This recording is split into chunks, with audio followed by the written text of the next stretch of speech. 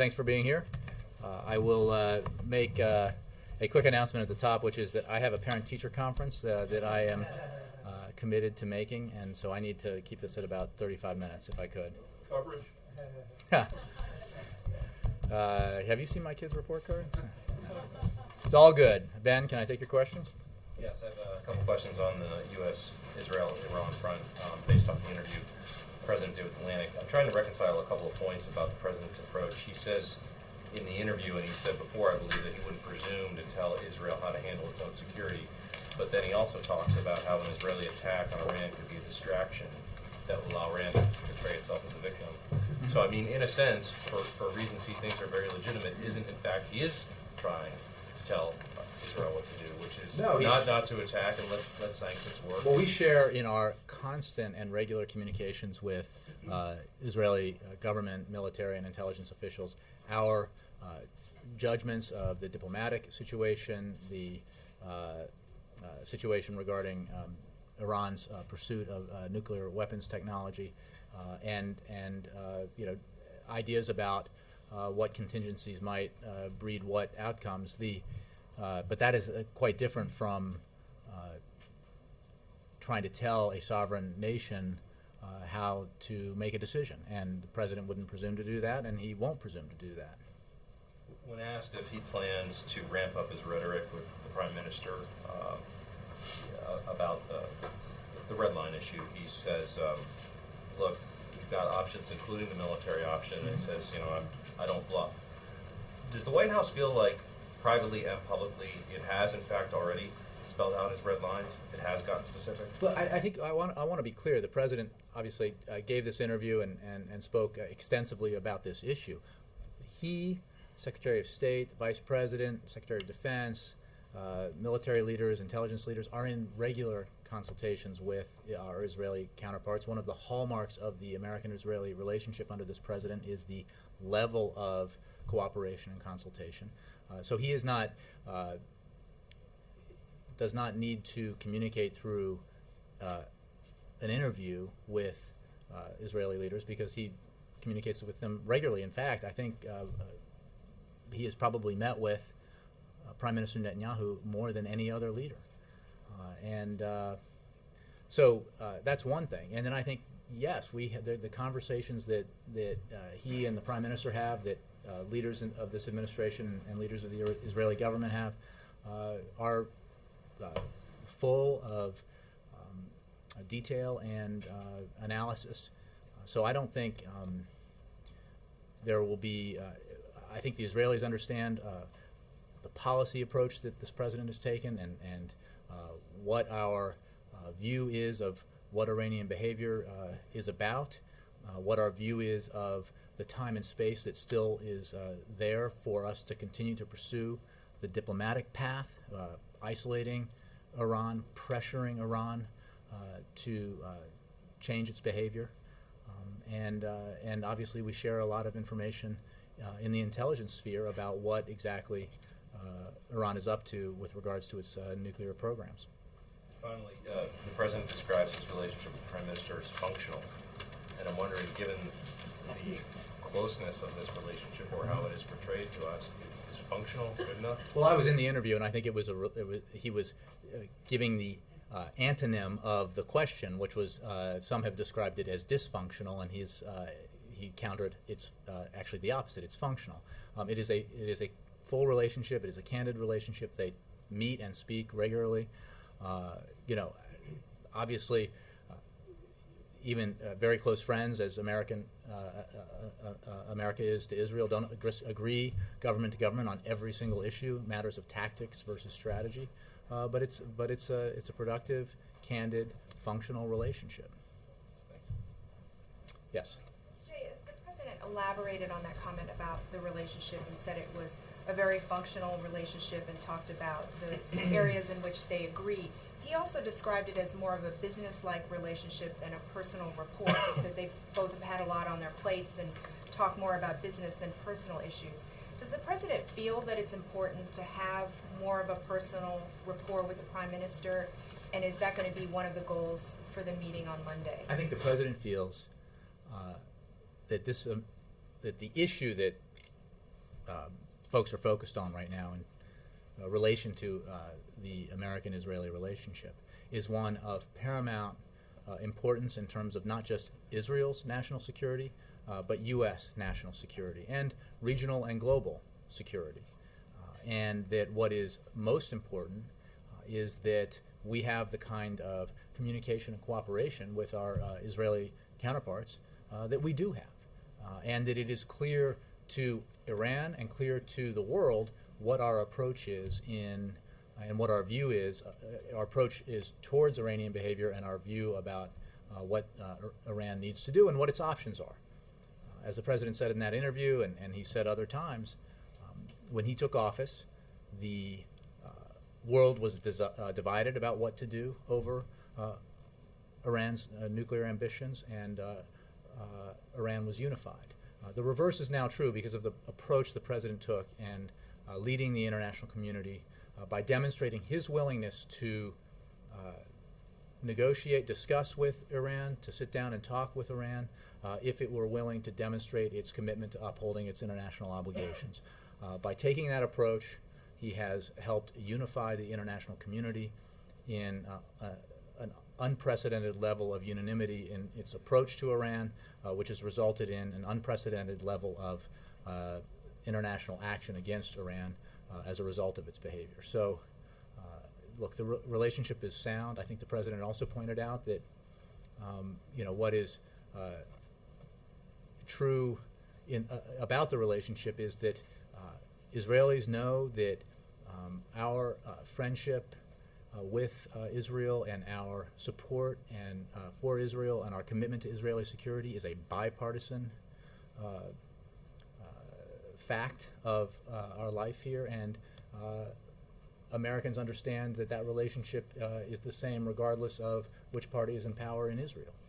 So this is, the president looks at this as not a political issue, although some here would politicize it, but as an issue of a strategic, vital partnership with Israel and a matter of national security. Could you talk about the details of the meeting? Is there going to be a lunch? Is there going to be a joint press conference? Is it just I don't have gonna be anything beyond the fact that they're meeting to talk to you about today. Jake, yeah. President Obama called the Georgetown University law student Sandra Fluke within the hour. Why did he call her, and what did he tell her? It was actually more recent than that. It was probably about 20 minutes ago. That's within the hour. Sorry, you're right. It was within the hour.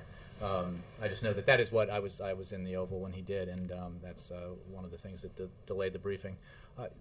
The president called Georgetown University law student Sandra Fluke, I think is actually how you pronounce it, because he wanted to offer his support to her.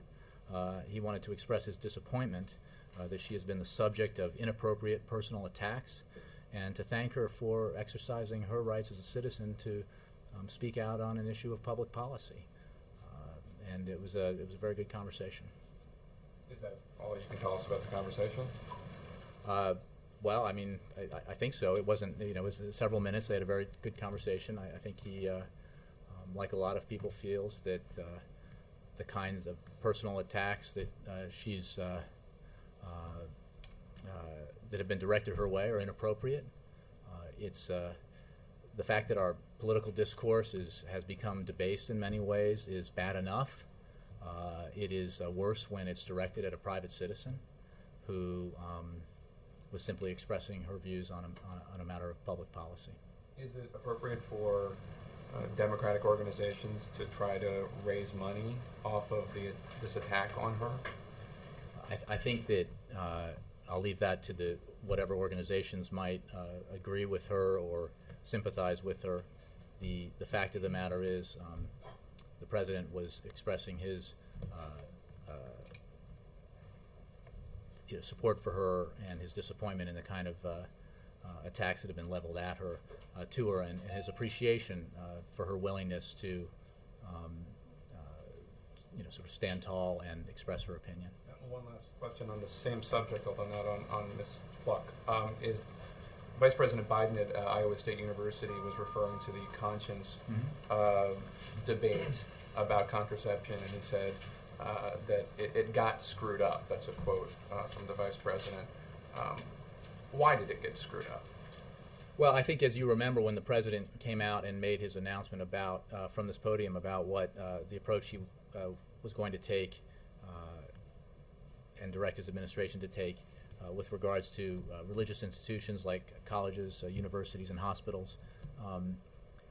The idea from the beginning, which we attempted to make clear, was that there was going to be a year-long period where we would work to achieve a resolution to this that would preserve religious liberty and still provide the contraceptive services to women no matter where they were.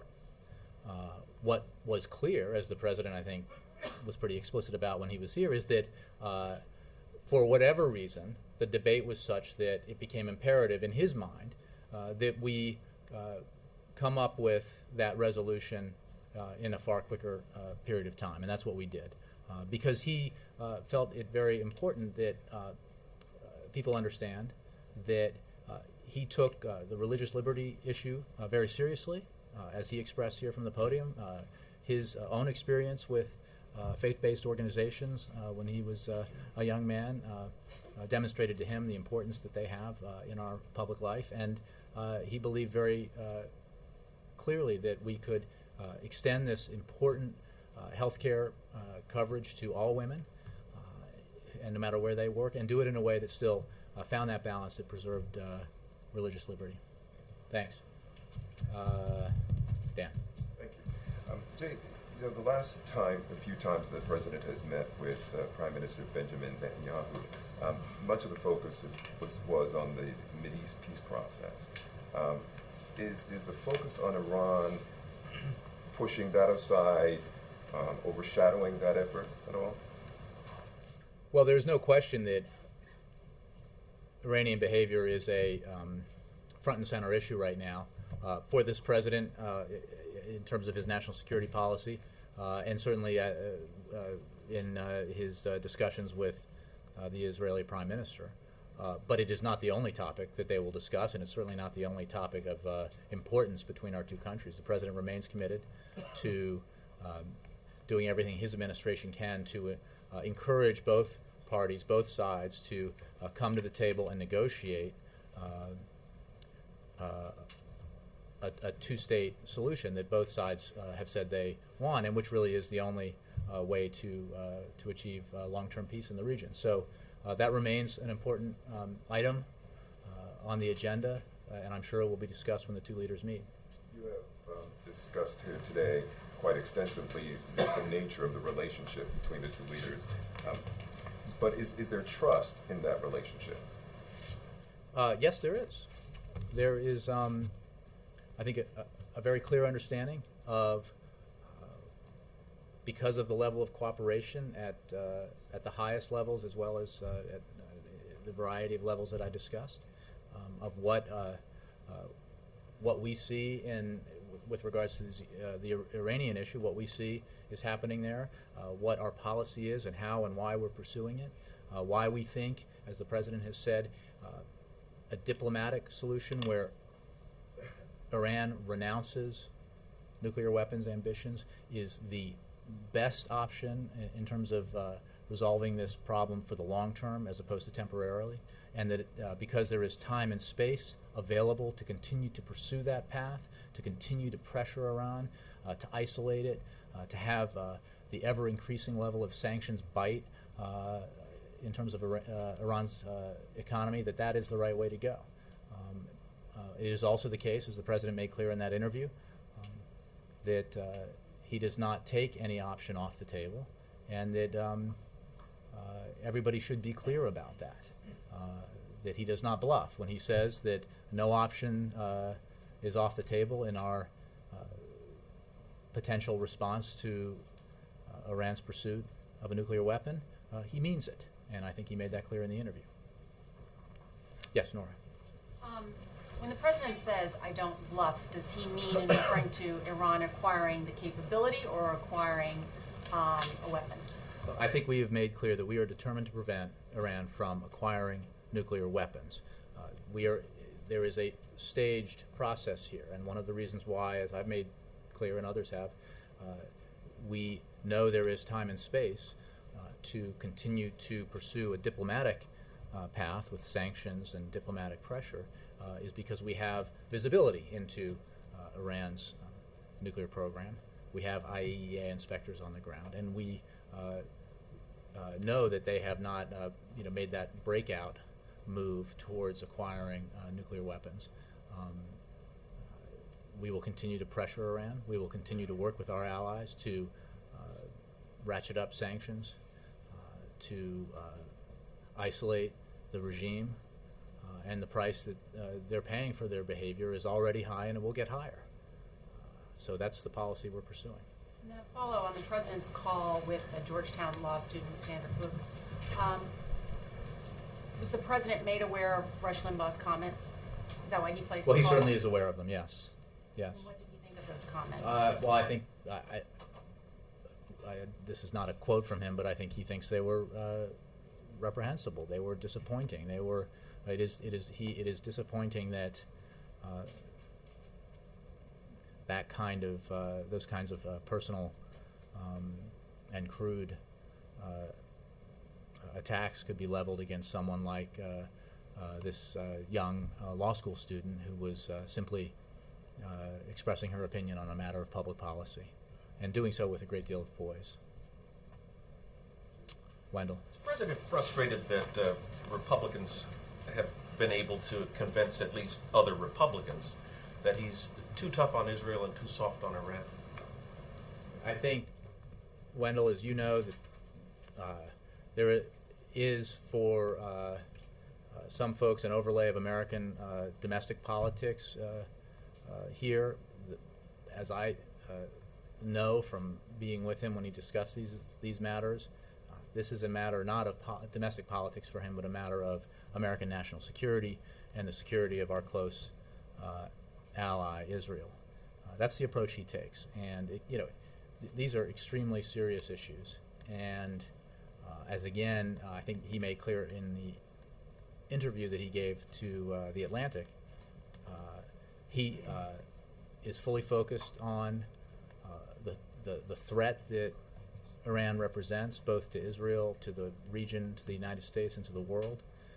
And his policy has been designed from day one to prevent Iran from achieving or acquiring nuclear weapons.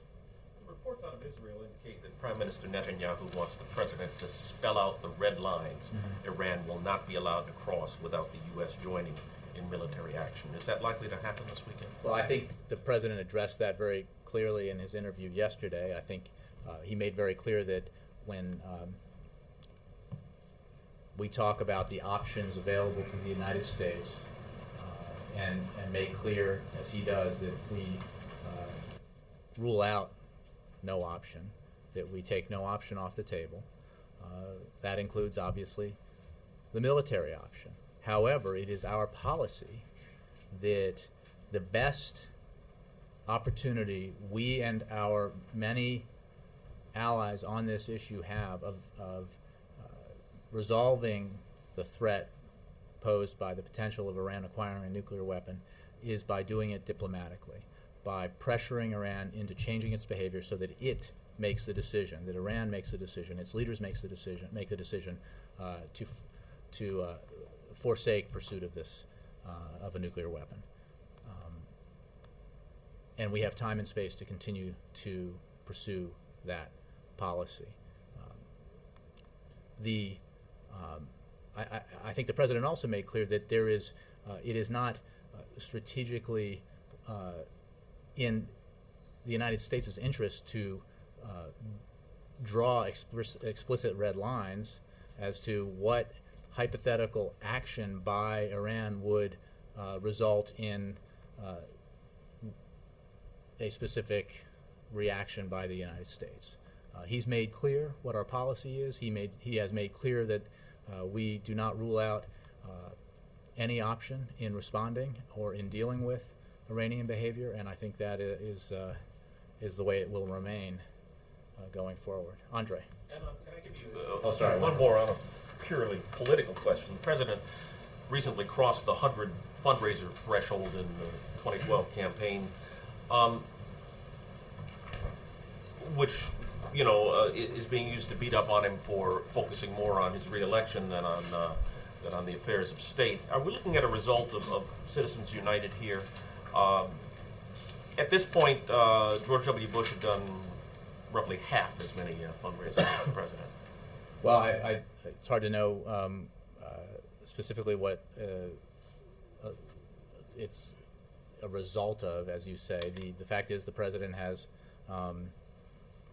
is engaging in political events because that is what is required to run for president and run to be reelected as president.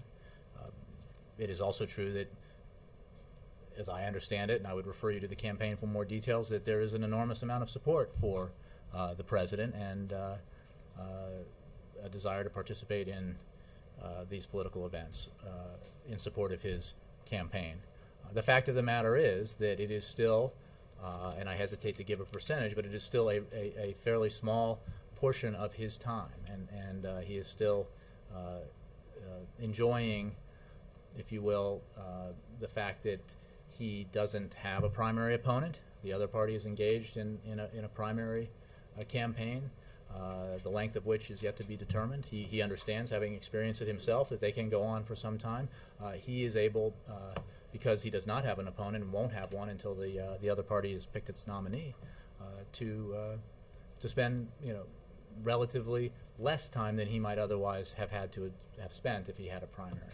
But there's no question that as we get closer to the fall, the president will, as every incumbent president has who is seeking re-election, be spending more time campaigning for re-election.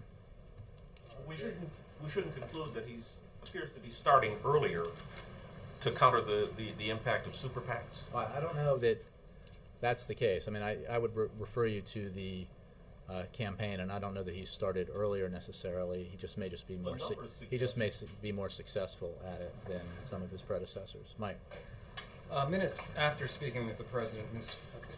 Fluck, I believe is the correct pronunciation of her name, appeared on the Andrea Mitchell show, and she talked about the message from the leader of Georgetown University, I believe the title is the president of Georgetown University, was largely conciliatory, supportive, and talked about the need for a more civil discourse in society. Given the fact that the president feels that Rush Limbaugh's comments were reprehensible, disappointing, and crude, what, if anything, should be done? Let's just be clear. You guys were asking me a question. I will say the president was expressed to Sandra Fluck, I think, is the pronunciation, that he was disappointed that she was the subject of these personal attacks. I think that it's fair to say that reprehensible was my word. I don't want to, but look, these were unfortunate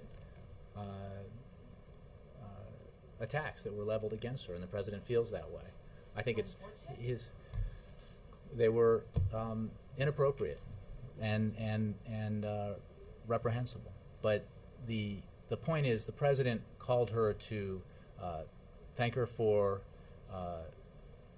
speaking out on a matter and doing so with great poise on a public policy matter, and to express his disappointment that she had been subjected to these kinds of attacks.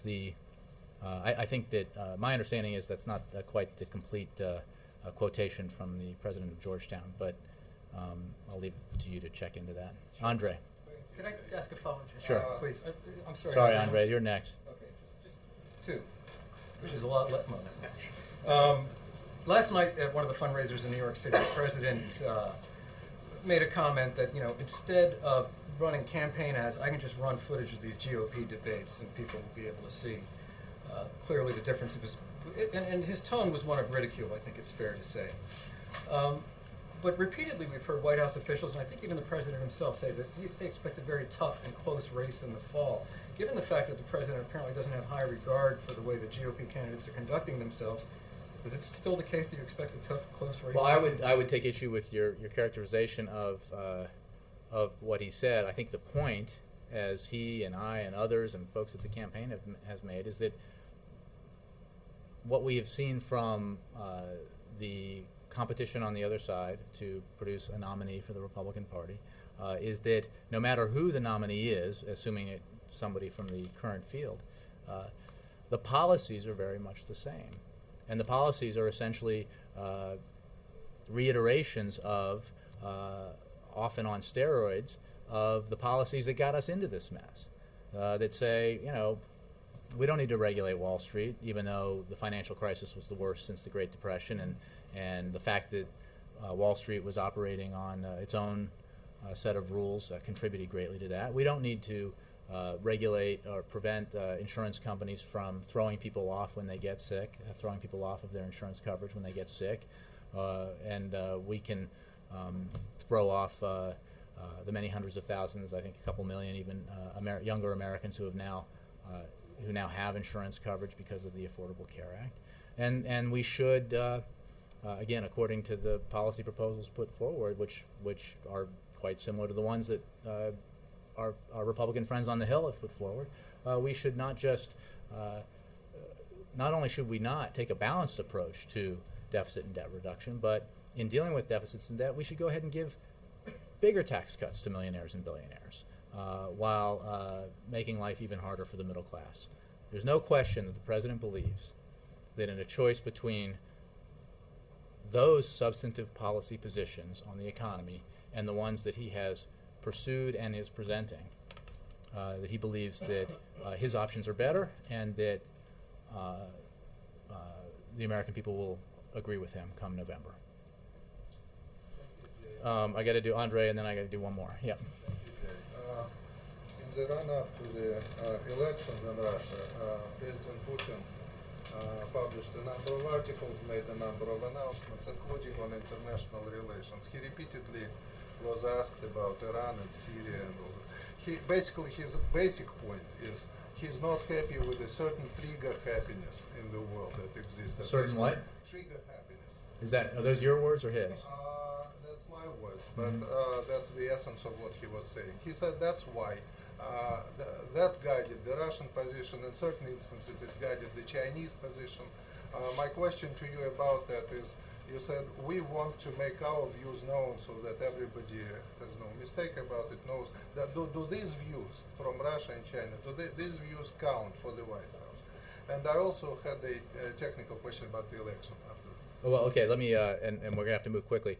Of course, the views of Russian leaders count. We have a very important relationship with Russia, and we will continue to have that important relationship. We have been in regular consultation with Russian government officials on this very issue. The fact of the matter is, Andre, as you know, we profoundly disagree with the decision by Russia to veto the United Nations Security Council resolution that supported the Arab League proposal for a transition in Syria. And as regards trigger happiness, I think anyone who has watched a single minute of footage of the brutal assault by the Assad regime on his own people understands that the trigger happiness is all on one side. And the brutality being carried out in the city of Homs in the last 24 to 48 hours is disgraceful and horrific, and should be condemned by every nation of the world. And we call on every nation of the world to join with the Friends of Syria to take action to prevent further brutality and further murder of Syrian people. To stop that, don't we have to move away both the government troops and the opposition armed troops? Have you seen any sign, Andre, any sign of the government troops being willing to do anything but slaughter Syrian people who were peacefully demonstrating for more democracy? I don't think so. Hey, Andre, I got to go to a parent-teacher conference. Elections, Jay, please. Does the president follow the elections? Does he know who is in the running? What's his opinion about it? I confess, despite my personal interest in and history with Russia, that I have not discussed with him lately, but I know he is fully aware of the upcoming elections and the participants therein. Thank you all very much. I apologize for having to end early. We'll get that to you. Sorry.